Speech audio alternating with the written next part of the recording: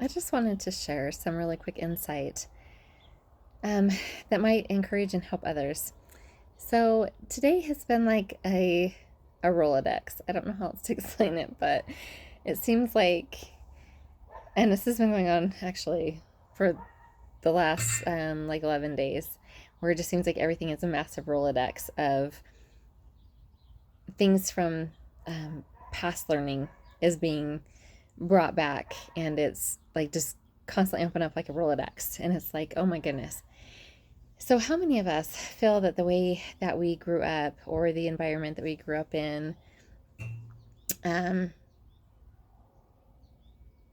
the families that we were born into, how many of us felt like, the fact that we were born into those families was a curse, and we weren't really able to see like the purpose, and um you have a lot of questions of, God, I've asked Father myself, why'd I have to be born into these certain dynamics in my upbringing.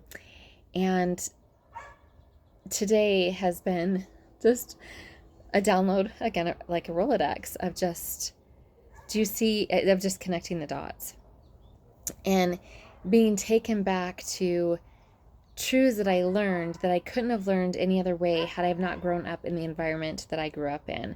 And then, when I went through my huge awakening 9 years ago, um, Joshua just began to just strip. Okay, now I'm going to strip all these false things off, but there were still those good seeds that had been planted, and he's like, that remains, that remains. And then he stripped those things, and then he built upon them, and he revealed truths. And as I'm sitting here today, I'm being taken back to those experiences of when Joshua was doing that. And that's what I mean by the Rolodex. He's like, I'm being told, like, this area helped me to see this now. And don't lose sight of that. That's a truth that you need to hold on to. And so if basically this video is just to encourage people that we may have grown up in environments where we're just like, what was the purpose? But then when you start to see the core reasons of why you were placed directly in that family, and the truths that you can glean from those experiences, and that Joshua walks you through, and not letting go of that truth that Joshua teaches you, because as the world throws their voices at you, it's super hard to, at times to remember, oh wait, I was already taught that and it looks this way. Because the world wants to pull us in their direction all the time. And so just a word of encouragement, may we see that we all came in to families for profound reasons, and it had to do with our growth. It was all done for a purpose. It was all done for a purpose. And if we will sit back and let Joshua remind us and show us why we came into those families.